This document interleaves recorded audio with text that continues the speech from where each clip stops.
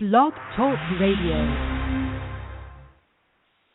Hello, everyone in the franchise world. My name is Paul Segreto, and this is Franchise Today.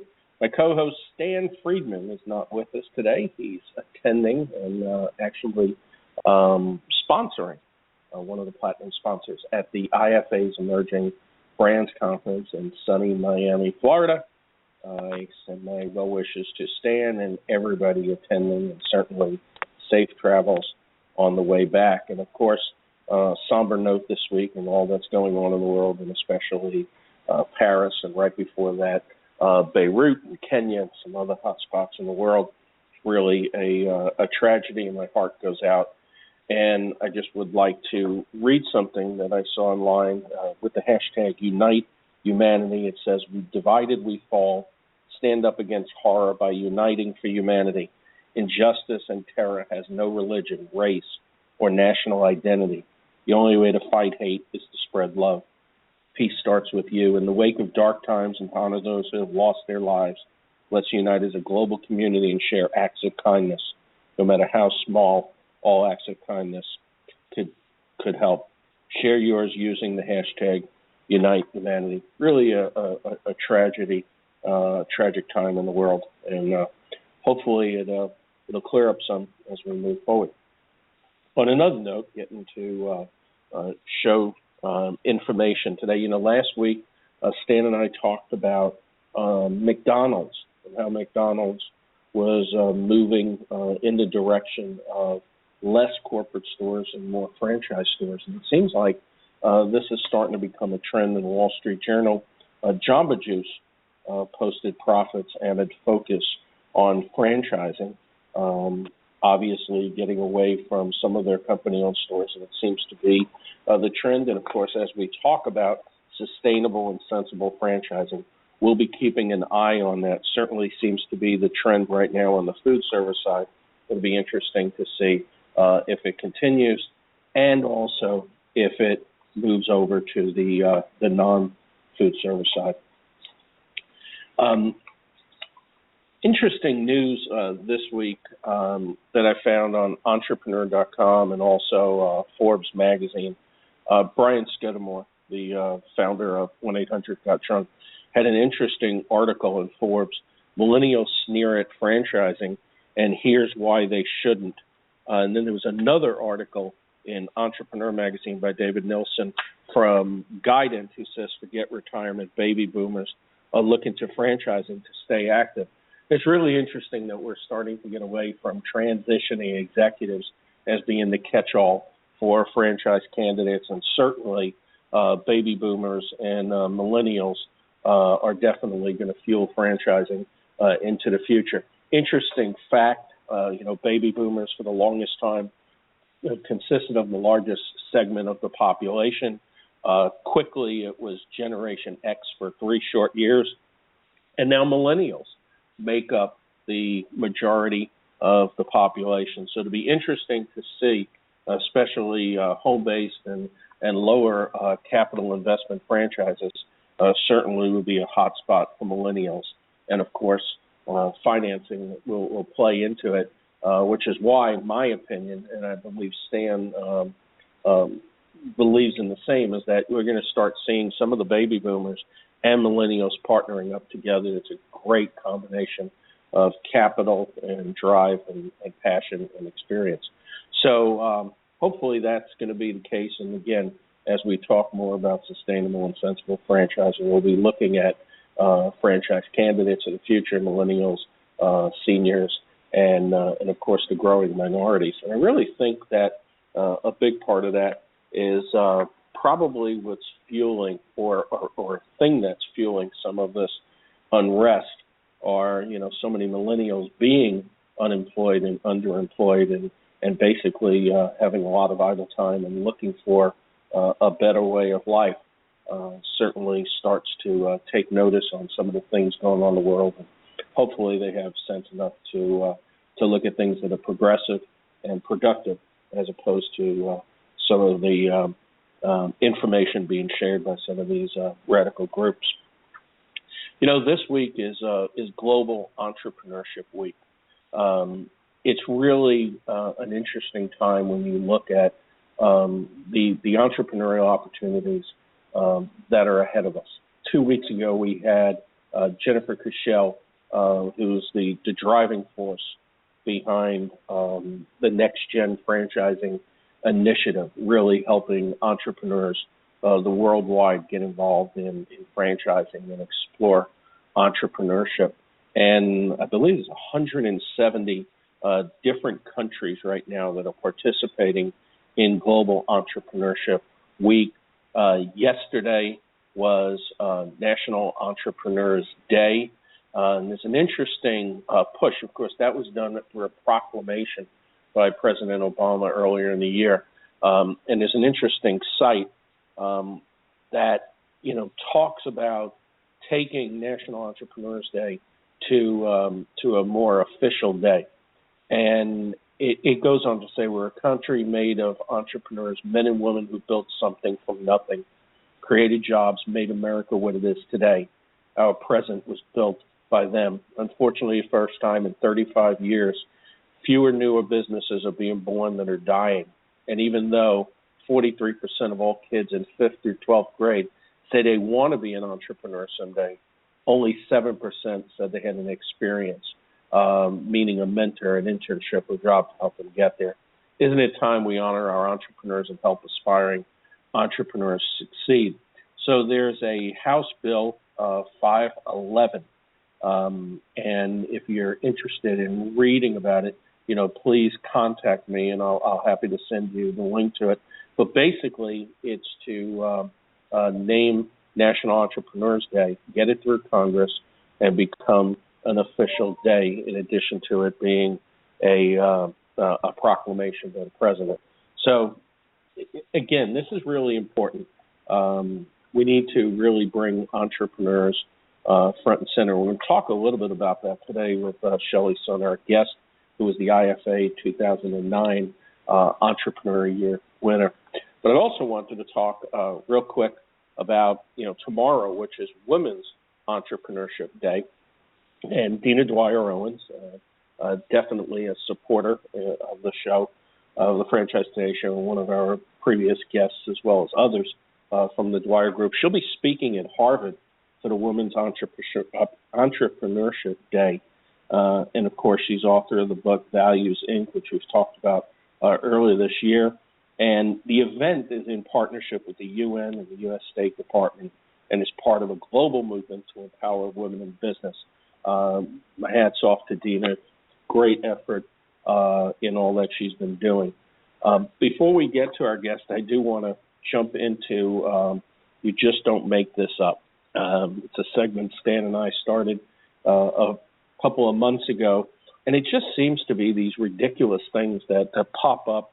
We talked about the guy that was selling In-N-Out burger franchises in the Mideast and accumulated over $4.5 million worth of franchise fees. And, of course, he's on his way to prison because, he wasn't doing so with the approval of In-N-Out burgers. And as we know all too well, In-N-Out burgers is not a franchise. But today we found in the paper Papa John's franchise owner sentenced to jail time for wage theft.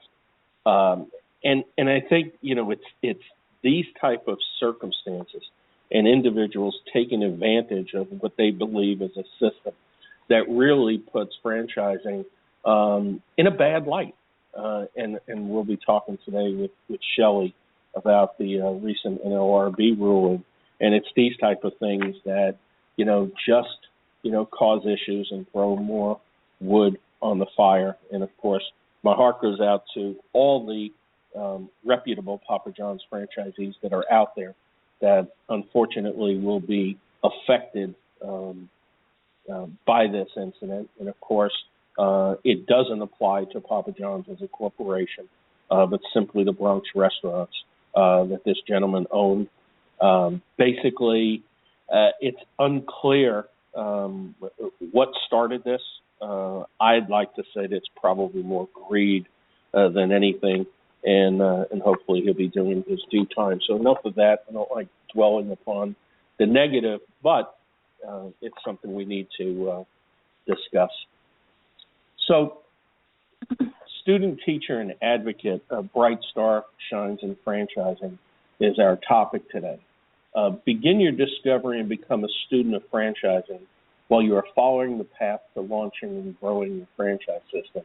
And these were powerful words by Shelly Sun from her book, Grow Smart, Risk Less. And it's much more than advice for others, because they're words that Shelly continues to live by as she truly has become a student of franchising, and yes, now a teacher and an advocate. And the success of her brand, BrightStar Care, is evidence of her commitment to sustainable and sensible franchising. Shelly, welcome back to Franchise Today. Thanks so much, Paul. Pleasure to be with you. And Shelly is mobile today, having received an award just a few minutes ago. Shelly, why don't you tell us about that? And certainly I appreciate you taking the time and the effort.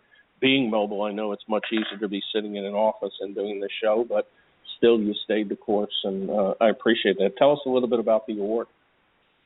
Thanks, Paul.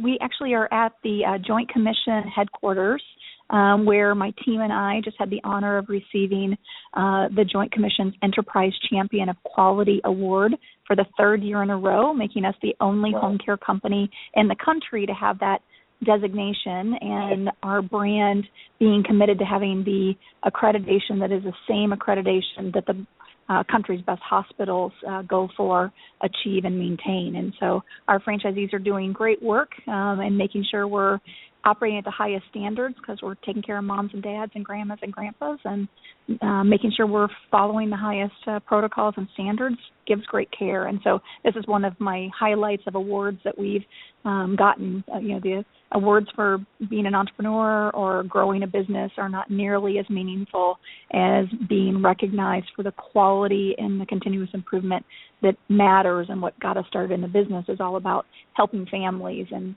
to be recognized for that was a huge honor. Well, certainly a big honor, and congratulations to you and your team, not only for the award, but for continuing to set the standard in your industry segment. And just recently, you launched a new national TV campaign. If you would, tell us about that, because it really does have a unique message. Thank you. We started national TV advertising in May of 2014, just trying to get the brand out there and recognized. But what we really identified is that the message didn't clearly show what our differentiation was. And much like the award we received today from Joint Commission, we wanted to have Joint Commission kind of front and center, the fact that we have a registered nurse in every single office overseeing the start of care and continuing to monitor care on an ongoing basis. We wanted those clinical standards and our commitment to quality to really give confidence to families in selecting BrightStar to care for their loved ones. And I think that message was able to get communicated in our second TV commercial that we filmed in August and went live on air on a national TV campaign the week of September the 12th, after bringing on a very seasoned and experienced Chief Marketing Officer. Steve Schildwachter joined us mid-July. And so this was his first TV production, really took it up to a whole new level having Steve on the team. Well, that's really great. I saw the commercial several times. Actually saw it in a couple of different markets. So it's definitely out there and definitely widespread. And my best wishes for a lot of success based upon this. But more importantly, giving people the opportunity to truly understand what BrightStar is all about is really something that I think will resonate loud and clear with many for years to come.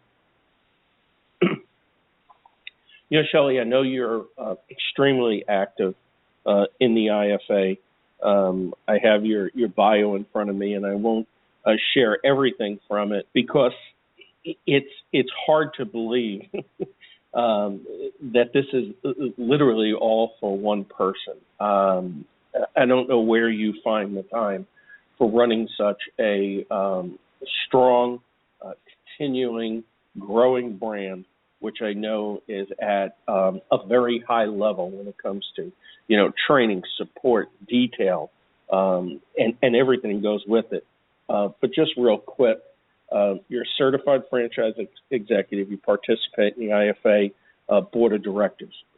The board of directors obviously takes a lot of your time, and you're going to be the chairperson of the IFA board in 2017. This year, you're holding the position of treasurer of the IFA. Your accolades precede you. I mean, they're tremendous. IFA Entrepreneur of the Year Award, and plus many awards for BrightStar, first place in the June 2014 Forbes list, top 10 on the June 2015 Forbes list for franchises under 150, and it goes on. And of course, today you talk about the Enterprise Champion Equality Award. How do you keep up with it? I mean, on top of it, you're a married woman. You have twins at home that are school age. How do you keep up with it? Please share. And I'm especially asking you this question because tomorrow is Women's Entrepreneurship Day, and I think you really epitomize a woman entrepreneur. Oh, thanks, Paul. I think for me, it's about building a great team, being willing to invest in exceptional talent, and then empowering them with the vision that I have for the brand and what we should be able to achieve, and then letting them develop the day-to-day plans and tactics to achieve that vision. So, from a day-to-day perspective, I serve as CEO of the organization, but I'm really our kind of chief culture officer, our brand advocate, and our strategist. So I work on our strategy for what we are going to accomplish in the next 2 to 10 years. And I work with franchisees in new owner training and doing strategic planning sessions for them on an annual basis to help them work on, not in their business, which is something I'm really passionate about and I believe is really important. But then I have an amazing president and chief operating officer, Tom Gilday, who's been with me for 3.5 years, and he handles all the day-to-day. So that really frees me up to have bandwidth for, probably 10 to 20 hours per week of advocacy. I was just in D.C. on Monday. I'm probably in D.C. once or twice per month. So I'm very active politically, kind of behind the scenes, and making sure we're working for legislation that's beneficial to small business and trying to fight for that. I try to be the face of the brand and being out on media and involved wherever I can, and I mentor a lot. I probably have 20 active mentees at any one point in time that are emerging franchisors that I'm helping get to the next stage, and then I'm helping them mentor the next up and coming franchisors that are coming up, and we're kind of continuing to pay that forward, much like, Lane Fisher and Brad Fishman and all the people who mentored me back in the early stages. They mentored me, and now I'm trying to pay that forward. I think it's a great thing about franchising. So I think for me, it's about having the right team so that I free up capacity to try to balance being a great mother, being a wife, being an entrepreneur, and giving back to the industry and being active politically. And, I give myself permission that it might not balance out on a daily basis, but over the course of a month, I would have been able to deliver the quality time and results in all of those areas. Just on a day-to-day basis, I think it's impossible to be superwoman and do it all. I think women try, and I've had to give myself permission that I won't do it daily. I might not always do it weekly, but over the course of a month, I really intentionally kind of set out my calendar and block time and dinners and vacations, even if it's staycations with my boys. So they're making sure they're getting quality time with me as I kind of balance my time with them as a good mother and my time with my great team, trying to be a great entrepreneur as well. Well, I don't think there's any try in there. I think it's all do.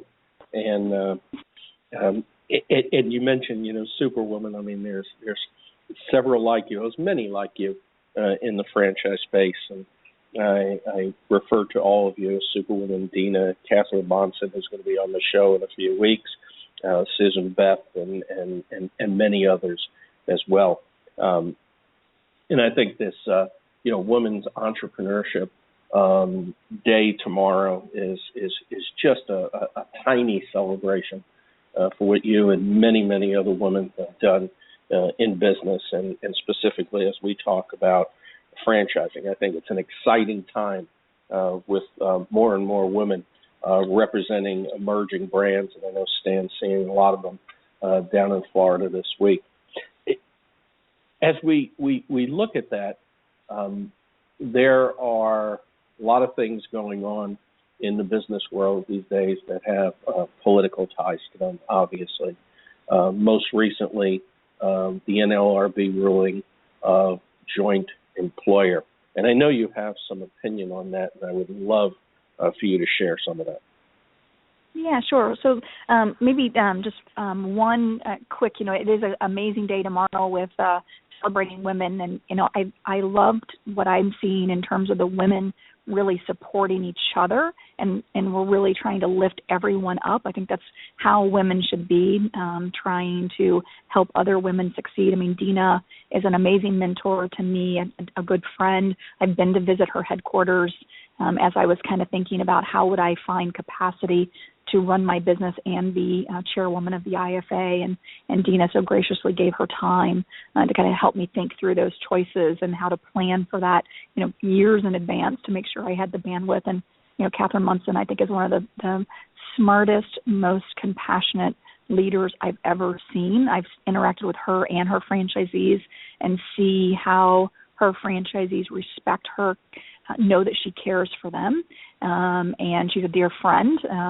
that I'm honored to know and learn from and share with. And so there are just amazing women that are out there making an impact, but not only just in their businesses, but helping other women succeed and find balance and find success. And I think that's what's going to allow there to continue to be such exciting things for women in the franchising industry as we continue to bring up the ones that are emerging and continue to support one another. I think that's just so important that we really have women that have other women's backs. I think that really is a testament to leadership. It's not always the case, particularly in corporate America, to have women wanting to see other women succeed. But I'm finding that it's an amazing characteristic of the women leaders that I see and interact with, and I'm privileged to be friends with in the franchising industry. So that, and then on the Shelly, before you get on to NLRB, I do want to ask you a question. And it's strictly opinion, but it's one that I've been curious about with respect to women as entrepreneurs and leaders, because I greatly respect all the women leaders, especially in the franchise space. There's so much that can be learned. But, where the tide is changing. There's more and more women heading up companies. There are more and more women that are launching brands. At what point do we separate women from men in identifying it as a class? I mean, to me, I look at it, and I look at you, and I look at Catherine, and I look at Dina, and say, you guys are great franchise leaders. I look at some of the men that are out there, and I say, you're great franchise leaders. And I try not to distinguish men from women, because to me, great leaders are great leaders. It doesn't matter, what the gender is. When does that change? I mean, and I know that's off the cuff, and I'm just asking you for your opinion, but it's something I'm interested in. Yeah, I don't know. I think there's a different approach in being a female leader in terms of culture and how we might interact with our employees and our franchisees that might be a little bit more touchy-feely. So I think for me, I don't get offended to be put into a category of a woman leader versus just a leader. At the end of the day, I kind of have to own I'm both. But I think it's important to recognize that there are going to be differences, and I think there's a celebration of those differences that I think we can learn from across both genders. I mean, I think there's something. I mean, if you looked at Fortune 1000, those that are women led, they outperform. And so I think there's something to kind of embrace and I'm almost more proud of the fact that I'm not just a leader, but I'm a female leader, because I think there's something that we bring to the table, particularly in my industry, that's healthcare. I mean, we're taking care of moms and dads, grandmas and grandpas and children. The compassion that most women would bring, the nurturing and empathy that most women would bring naturally. I think it'll actually, being a woman is a benefit in leading the brand that I lead and providing the services that I provide. So I don't really look at that as male-female. I think where the areas where I take a little bit more exception is where we're serving on boards or in volunteer leadership. And, I was asked when I get to be chair, do I want to be referred to chair or as chairwoman of the IFA? I said, I just want to be referred to as chair. You don't say chairman. I just right. want to be chair, because in that setting, there shouldn't be a difference in what I can do and the results I can help drive working with Robert Crisanti. That's just an amazing leader. I'm so happy to have him at the helm at IFA. That for me, that's just about being chair, not a gender-specific designation, but that's just me. And so I think I don't mind the designation of a great female leader outside as we're looking at kind of my role with BrightStar at all. I never even kind of think twice about that. But when I look at things that are outside of BrightStar where gender might not be a benefit, like I think it is in running a healthcare company, I just want to be a leader at the table and respected just like men would be and women would be equally. Very well said, and I appreciate that. And I mean, my thought all along has been for a long time when it comes to especially franchising, women in general have such a better feel for relationships and developing relationships and listening. And it's one of the reasons why I always thought female leaders have an edge up on their male counterparts. But again, that's my personal opinion. And to me, a leader is a leader, but I hear what you say. I respect that, and I admire your position. Thank you. And I apologize for interrupting you as you were ready to go on to your thoughts on the NLRB role. Yeah, sure. I mean, I think the Browning-Ferris case, is just, one more example of how difficult it is for small businesses, in this case particularly franchises, to deal with changing legislation and regulation, increased costs. You talked about in your opening as to, it's the first time in our history, certainly in the last 10 to 15 years, where you have more businesses closing than opening on a net basis. Well, why is that? Death by 1,000 cuts. You've got, the Obamacare and the increased costs of that, regulations all over the place, Department of Labor looking at exempt, non-exempt, and trying to look at doubling that to where it would be cost prohibitive to have progression through management that actually harms the people it's intended to try to help, which is horrible. And then you have this overreach by a bureaucratic board trying to redefine the franchise model that's been so successful and has been the largest way that businesses have been starting more successfully from a continuity rate over the last several decades.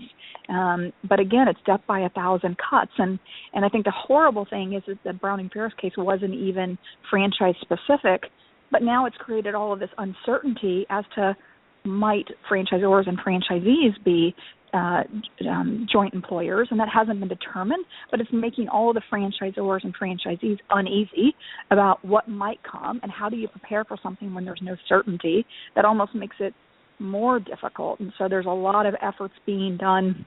There's a Senate Bill 2015 that was introduced and actually by Senator Lamar Alexander, who was the senator from Tennessee, which is where I'm raised, and I actually have had the privilege to meet and speak to Lamar multiple times, is trying to prevent what the NLRB is trying to do, kind of off radar, trying to legislate against and protect the franchise business model that we all know is the best format for franchisees and franchisors.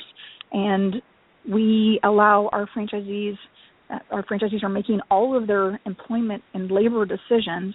We're not joint employers. There's nothing about this that should be joint employer, and it's really trying to increase union membership and collective bargaining is a reason why SEIU is putting in so much money to back these kind of efforts, and it's kind of multi-pronged. You've got Fight for 15. You've got discriminatory minimum wage that we're dealing with in Seattle, and one of my franchisees is actually a plaintiff on that case. But again, we're about being active, and we want to change what's being done. Well, that means you have to be active and involved and engaged. And my franchisees are. I'm so proud of Kathy Lyons for stepping up and being on that case. And then you have joint employer from NLRB, and it's kind of looking at three prongs of trying to increase the number of people that are part of the unions, and making it easier if you could collective bargain with an entire brand versus one location at a time.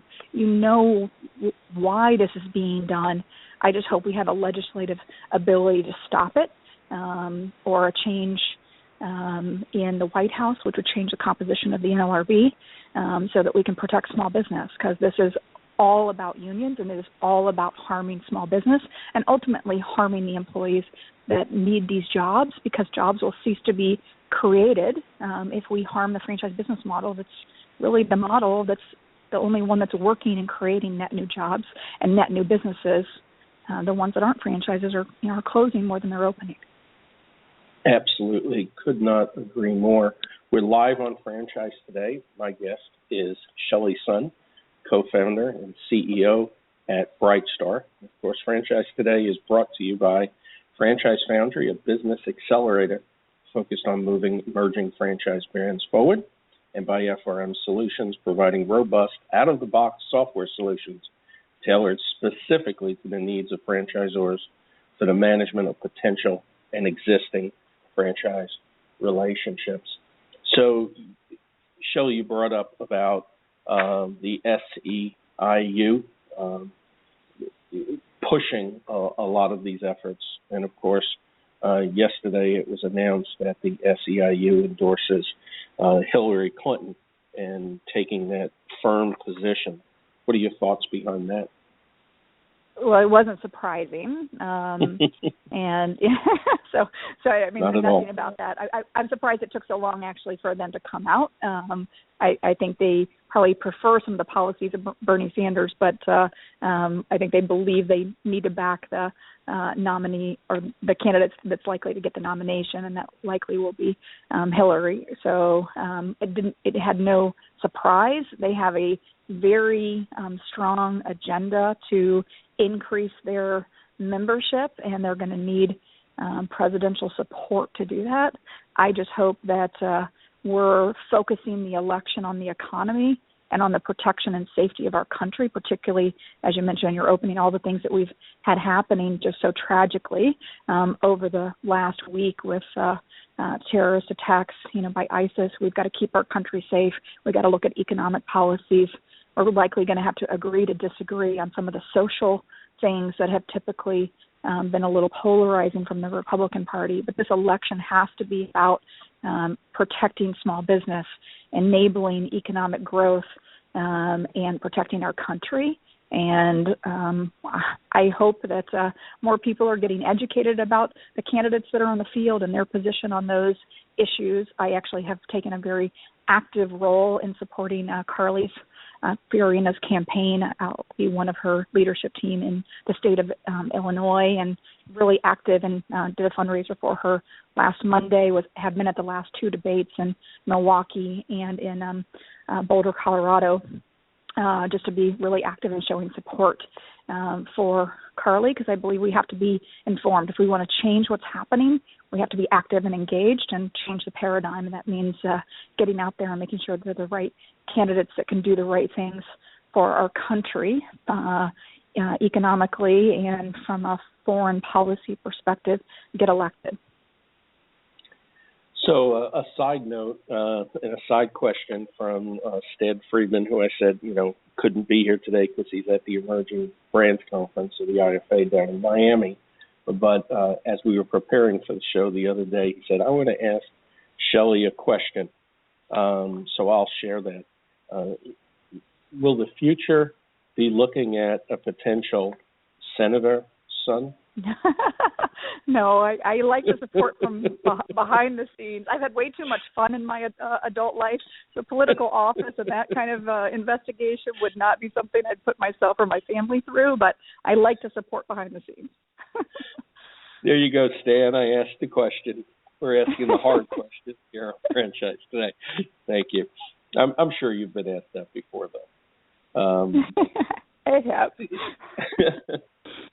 So shifting back to NLRB, the recent ABM forum on franchising, Richard Griffin, General Counsel of the NLRB, and David Waller, Administrator of the Wage and Hour Division, addressed the joint employer issue from the perspective of their respective agencies. Mr. Griffin appeared to have been surprised by the public outcry in the franchise community. I mean, I read that and I was just flabbergasted. Is he really surprised by the outcry? He felt was entirely unjustified, as in his view, franchising is not under attack by the NLRB. He stated that the Office of the General Counsel would follow the policy he articulated in its brief in the Browning Ferris, that franchises should remain exempt to the extent they're in direct control over their employee working conditions is related to their legitimate interest in protecting the quality of the product or brand. I mean, that just sounds like a bunch of blah, blah, blah to me, Shelly. Me too. I'm sorry. I mean, how could somebody, look at this with any level of intelligence and be surprised by the public outcry of the franchise community? I mean, it's absurd. I understand. I mean, there have been issues, outside this ruling, and especially, with respect to McDonald's, and I'm referring to, what occurred a couple of years ago in Massachusetts with Coverall, and obviously that's the commercial cleaning industry has a little bit of a unique model, but to refer to joint employership from the franchisor or franchisee level, I mean, not only is it going to create, havoc within the franchisors themselves, trying to get their systems in order to make sure that they're not looked at that way, but it's starting to shed this, to cast this dark cloud over individuals looking at franchising. And misinterpreting, what is actually going on. And my fear is that, it's going to help the necessary franchise development efforts that have to take place, not only for franchisors to sustain, but to keep fueling the economy. I mean, where does it stop? I mean, how do we get past that component of it just by itself? Yeah, I mean, I think, Michael Seid, who's, a dear friend, one of the smartest people in franchising, has written a few articles of kind of exactly this point is, let's not maybe overreact to what's been done thus far, and until the McDonald's cases have been kind of ruled upon by the same kind of sitting board of the National Labor Relations Board that ruled on Browning Ferris, because we will harm the ability of franchise development to add new franchisees. And at the end of the day, entrepreneurship is still, a very powerful model, and it's still going to be more beneficial for first-time entrepreneurs to grow with a system. But I think we're adding a lot of complexity, a lot of uncertainty, and a lot of costs by where the NLRB has gone. I mean, we're already starting to spend money on new applicant tracking systems. So instead of trying to be beneficial to my franchisees and have one common site that we pay for and don't charge anything to our franchisees, to have applicants at any of our locations apply onto a central site, now I'm concerned about that might be too active in the hiring process of our franchisees. And so now we're shutting down the applicant tracking system, being a national site, and developing a partnership with Hireology. And Adam Robinson there has been a great partner in having the franchisees sign up with their own installation of an applicant tracking system that they host, they have access to, and they pay for, and we're not involved in it at all. That really didn't help my franchisees, but we're trying to address the risks and keep the business model moving in the right direction, but trying to moderate or lessen the risk that we feel like we might have. We're seeing insurance costs go up at the franchisee level and at the franchisor level for employment practices liability insurance. So it's already starting to affect the profitability of franchisees. So everything that they're doing is actually harming small business. Now I had to pass on costs for applicant tracking software. It's not much, but $40 to $100 a month. It's $40 to $100 a month for the franchisees. But I don't have a choice to pay for it for them, or it could look like I'm paying for something that's enabling their hiring process, right, which would be, if under increased scrutiny. Now their insurance costs are going up. Our insurance costs are going up. That means that I might have less in support because I'm having to spend more in insurance to offset that. I can't help my franchisees answer questions on employment decisions, and it's still ultimately their decision, but they might have called a year ago and asked for input or advice that they ultimately will make the decision for. Now we're completely hands-off on any of those conversations. Everything NLRB is doing is requiring to mitigate risk. Franchisors actually having to deliver less services that would have been beneficial to franchisees to be more profitable, more successful, create more jobs, and instead we're going the other direction, which I find to be just completely unfortunate and just head-scratching as to we should be doing everything to help businesses start, help businesses sustain, and instead, death by a thousand cuts, we're doing everything to help to require businesses to have more hoops to jump through, have increased costs, and have more uncertainty at the franchisor and franchisee level. It seems everything is going through this big caution filter because of it, and I think that is resonating throughout government today.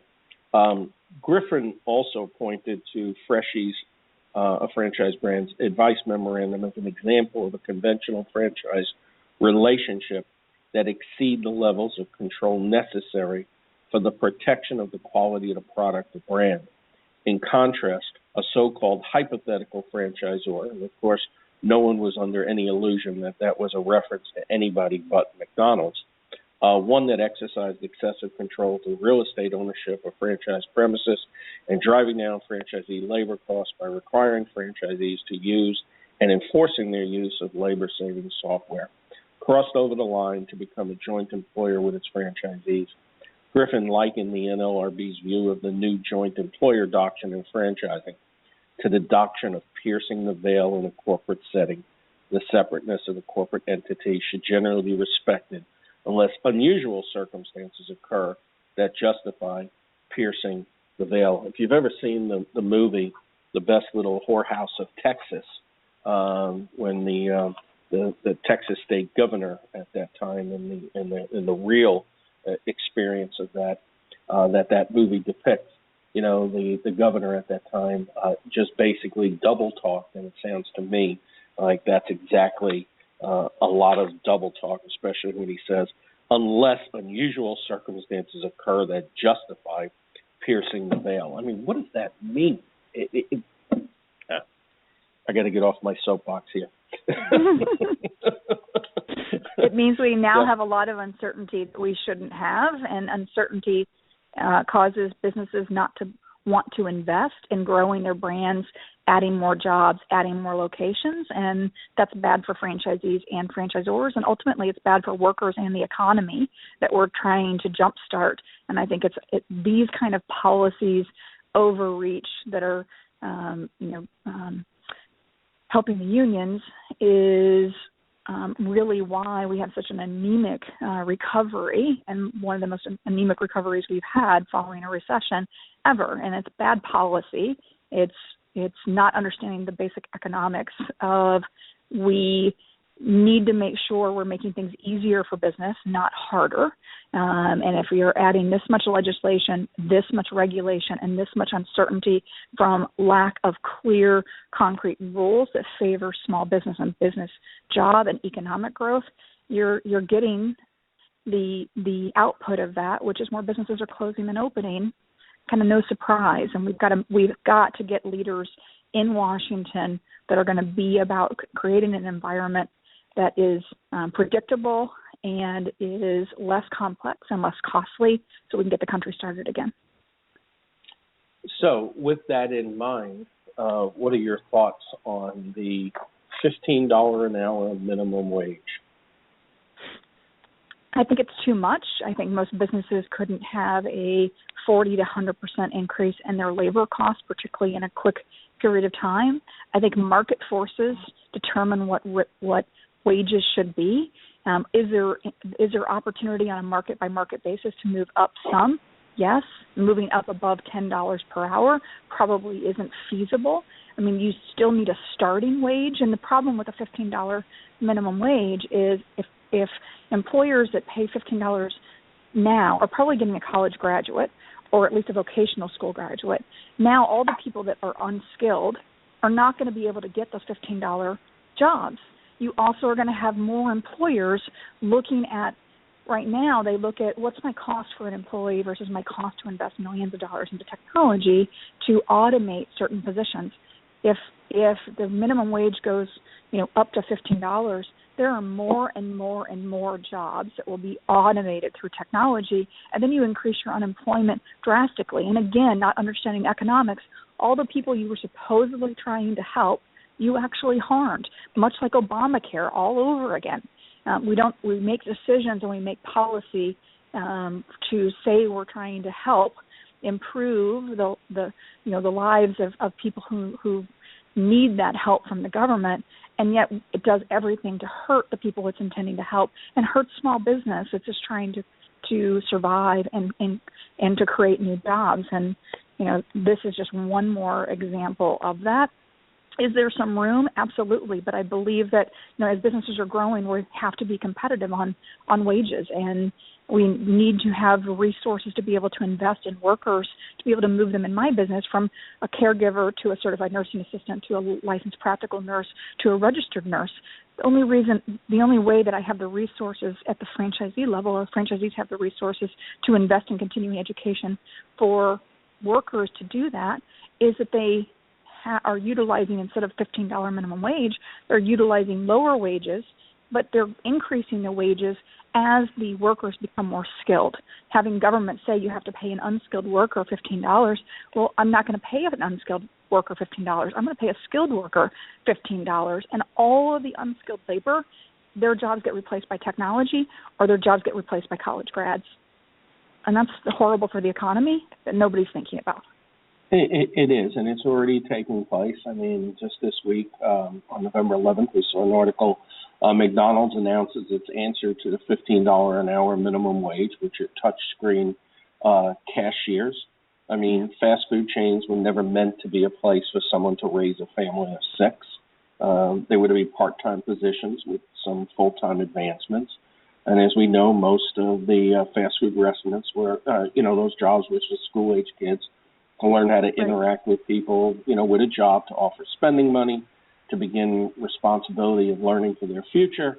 And the part-time position is not intended to pay for a house. It was more a stepping stone. So not only the people that are currently working at McDonald's and other places that'll be replaced by technology, but it just closes the door even further for our young that see an unemployment rate growing at a very high rate that's not being looked at and viewed as part of the unemployment statistics that come out every month.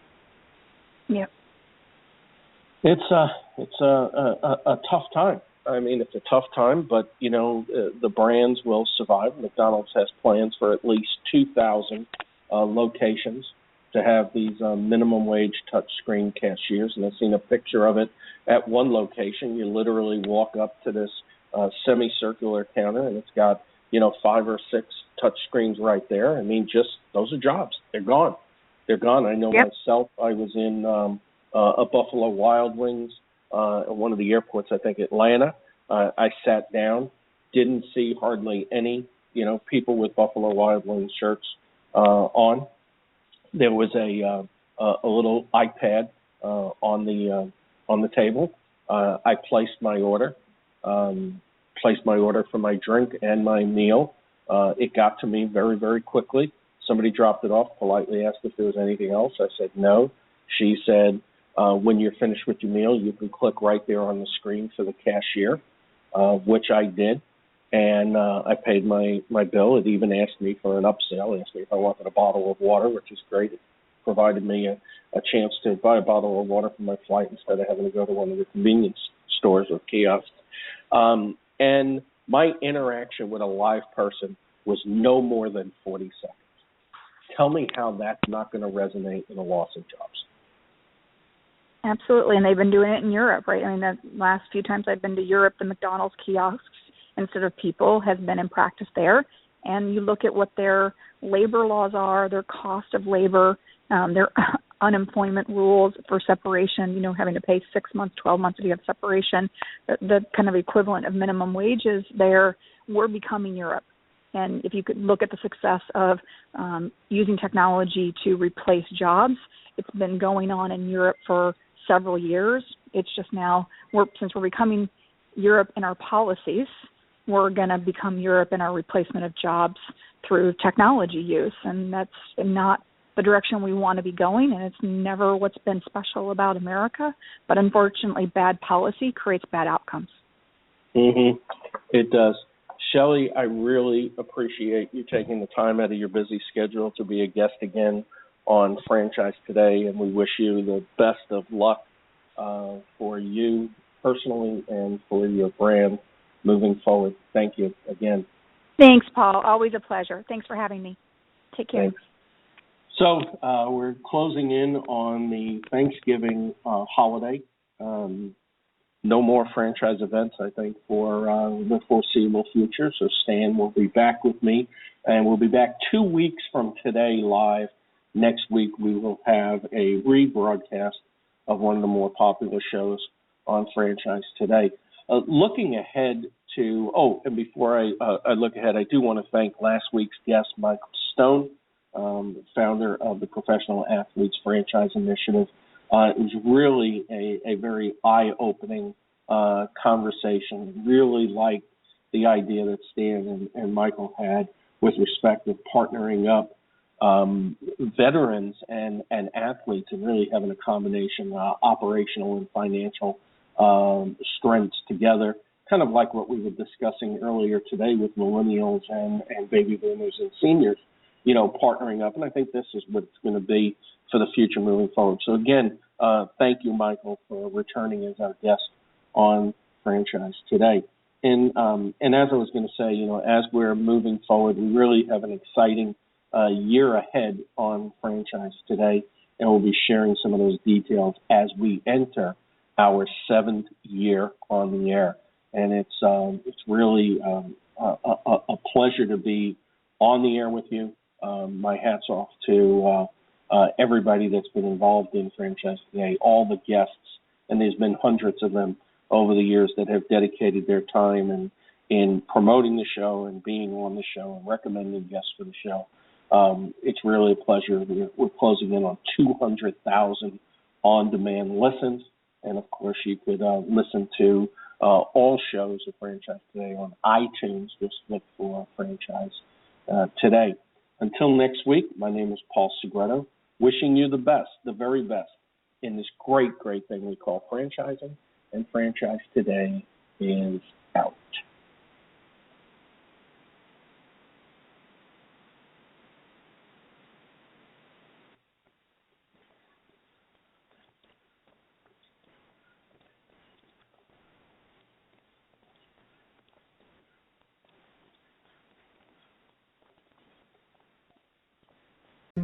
When you're part of a military family, you understand sacrifice and support. So at American Public University, we honor your dedication by extending our military tuition savings to your extended family. Parents, spouses, legal partners, siblings, and dependents all qualify for APU's preferred military rate of just $250 per credit hour for undergraduate and master's level programs.